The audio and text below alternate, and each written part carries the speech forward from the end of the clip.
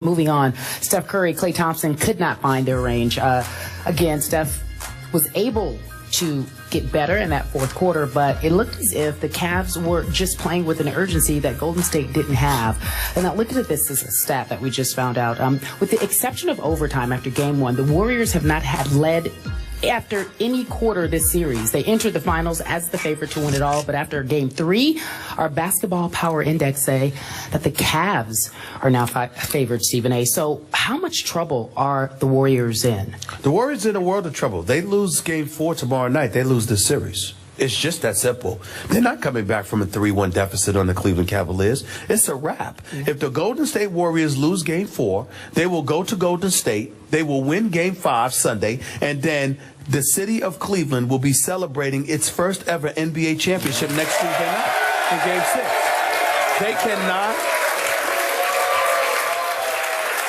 The Golden State Warriors cannot lose this basketball game tomorrow night. It is their game 7. It is that simple. They are in a world of trouble. And here's the primary reason why, above all else, above everything that we said, not to be incendiary or derogatory, we just have to call it like we're seeing it thus far. What happened in games 1 through 3 may not necessarily happen in games 4 through 7, if there is a game 7. But I'm going to tell you what I see over the first 3 games. The Golden State Warriors are soft. It's just that simple. Cleveland is more physical. They're going at them. They're throwing bodies at them. They're not giving Steph any open shots. It's not just Matthew Dellavedova. Matthew Dellavedova is trying to fight like heck through one pick after another. But no matter who picks, who gets picked, all of a sudden there's another defender. Do you know how many times last night Tristan Thompson was on Steph Curry? He was right in his face because they're switching. Or LeBron was on him. Or Iman Shumpert was on him. Or J.R. Smith is on him. Steph Curry, the game plan for the Cleveland Cavaliers has been very, very simple. Absolutely, positively no open shots for Steph Curry. I don't care who else you have to leave open. I don't give a damn if they're 5 feet away from the basket. Steph Curry does not get any open three-point shots, period. There is always somebody in front of him. And as a result, Cleveland essentially has dared somebody else on Golden State to beat them. And they have not responded to the physical challenge that the Cleveland Cavaliers have thrown in their face. It doesn't matter whether it's Tristan Thompson rebounding, whether it's Mozgov attacking early, whether it's LeBron attacking the rim with abandon, whatever the case may be, defensively and offensively, Golden State has not matched Cleveland's physicality. And especially, I mean, offensively, they're a perimeter shooting team. They almost never attack the basket. David Lee comes into the game. I'm talking about he got to the free throw line by himself 5 times. Okay? Nobody else for Golden State was doing that. David Lee was the only guy willing to attack the basket. This is a guy that averaged a double-double. This is a 2-time All-Star. Yeah. This is, I totally, listen, Steve Kerr has done a fantastic job. We're talking about the finals now. The finals. David Lee is not a scrub. He's a defensive liability, no doubt. But every team has a defensive liability. It happens. You have to score points to win games. Defense may win you championships, but points win games. And you need David Lee on that court because he's the only one that gives Golden State a different look because he appears to be the only one that's attacking the basket. I saw Andrew Bogut get the ball with his 7'1" self. Get the ball literally about 3 feet away from the basket, bobbled it where it took him 2 extra feet away from the basket, but he was still 5 feet away from the basket, and he didn't even think to look at the basket. He threw that bad boy out like it was hot pancakes or whatever it was as quick as he possibly could. No offensive presence whatsoever. You need someone on your front line to force Cleveland to pay attention into the post, and there's only one guy they have that's willing to do it, and that's David Lee. Even if you got to play him with Draymond, you got to play David Lee. You just have to do it. Got it. Back to the question. I agree with you.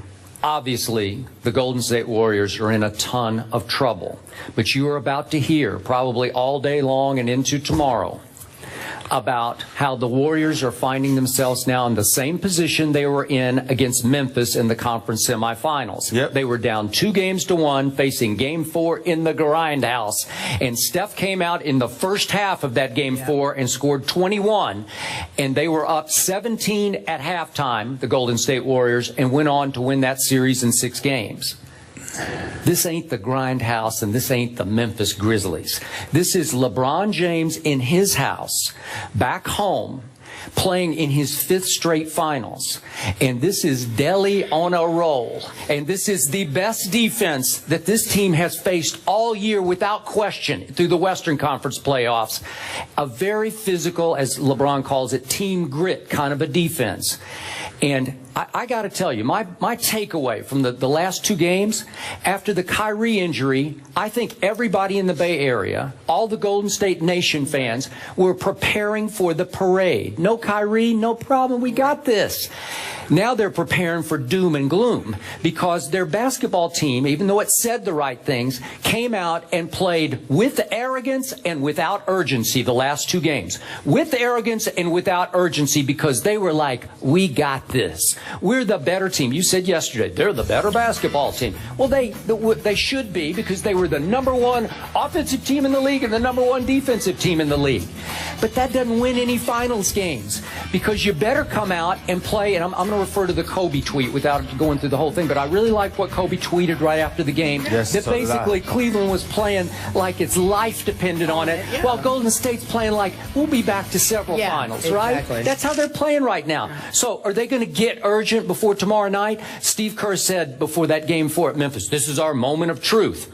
Well, this is your moment of doom and gloom, pal, because you're about to go down in flames. Well, let's remind our audience. You picked Golden State in 7. I picked Cleveland in 6. Yep. But I'm here to tell you, piggybacking off of your comments, I got news for you.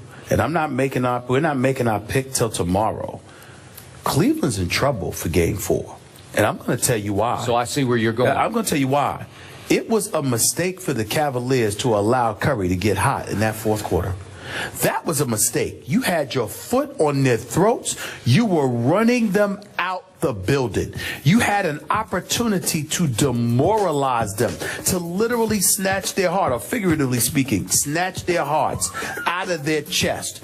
And you took your foot off the gas. It wasn't just that you had a 20-point lead. It's that it was erased in a matter of minutes. Yeah. It's not like you had the 20-point lead in the 1st quarter and they caught up to you in the 4th quarter. I'm talking about in a matter of minutes. It was gone just like that. And when it was gone, primarily because Steph Curry caught fire, that's a bad sign. Because Steph Curry is like, okay, all right, here I come.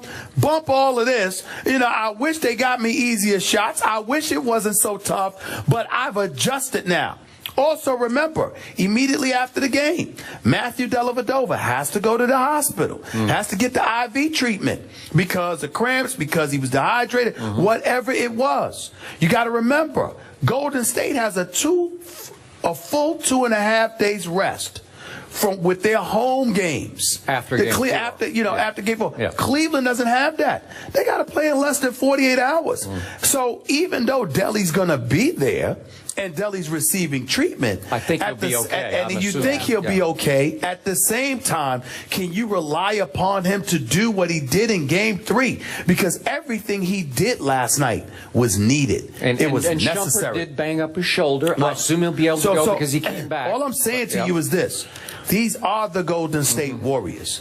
This is a prolific offensive scoring team. Steph Curry, regardless of his struggles, regardless of how inexplicable his efforts were in the first 3 quarters, this is the reigning league MVP, who I'm going to repeat is the best shooter I have ever seen. You don't let shooters catch life like that. It would have been better for him to come out smoking and then go cold the last 3 quarters. Okay, so it was for him to be cold and then get hot the last quarter. Okay, do you think he's capable of scoring 21 in the first half tomorrow night the way he did at Memphis in Game 4? Yes, but I got news for you. It doesn't matter whether he scores 21 in the first half. I think Steph Curry is capable of showing up for Game 4 and dropping 40. I think he's capable of that. And I'm just telling y'all, you understand? The city of Cleveland, the Cavaliers, all of y'all, don't get too comfortable. This is Steph Curry we're talking about here, who can pull up from 40 and do it with his eyes closed. This dude catches fire. It changes everything. But you still like your in-6 prediction for the Yeah, Cavs. but we'll talk about more of this tomorrow. Okay. I'm telling you, do not get comfortable. Steph Curry is coming. You heard it here first. He's coming. He's coming. Wait. Okay? I think Delhi's coming, right? Delhi. I'm just telling you. Y'all can talk all that noise. I'm not playing with y'all because listen, I love the Golden State Warriors, but I'm really hoping that Cleveland captures the championship. I'm not rooting against you. I'll pick the Cavs at 6. I'm telling y'all, don't get happy. Steph Curry is coming. Okay, on that note, Stephen A. says Steph Curry is coming yesterday. Okay. After the game, all right. LeBron talked about how they were motivated. They were playing as if every game mattered. And speaking of every game mattering, there is a game 4. Check it out. NBA Finals continues, folks. Warriors, Cavs. The Cavs look to make a commanding 3-game lead. Wow, that'd be crazy. NBA Countdown chips things off at 8:30. Don't forget to tune in and check that out. And then game 4 at 9 on ABC. You guys are excited about Delhi. Delhi, the defender, is great. On the other side of the break, we're talking about what he can and cannot do. First take on the road for the NBA Finals. We're live at the Music Box. First Take, presented by Bass Pro Shops. Game 4 is tomorrow, and no team has ever overcome a 3-1 deficit. So if in fact that does happen, it will be all bad for the Warriors. Let's go Cavs. As we wrap up the show, Stephen A., I just want to give you this update. Matthew Dellavedova, we've been told, will be discharged later this afternoon from the Cleveland Clinic. He's fine. He was treated for dehydration. He'll be ready to play Game 4. Give me your thoughts on who will win. Who's going to win? You want me to go? Yeah. Yes. I glimpsed a brief sign of life from Steph and company last night in the fourth quarter. I've got Golden State winning in 7 games, so I got to tell you, they almost have to win Game 4. I will lean toward Golden State in Game 4. It will be the scariest game of the series for the Cleveland Cavaliers. Steph Curry is coming. I believe he's going to go ballistic in Game 4 tomorrow night. But I do not believe it will be enough somehow, some way. LeBron will find a way. Cleveland will go up 3-1 in this series. That's a wrap. The Cavaliers will win tomorrow's game. 101-95. Stephen A. says that the Cavs will get it done. Skip says it will be the Warriors. He's left the crowd chanting. We'll see you tomorrow, 10 a.m. Eastern on ESPN 2. Have a good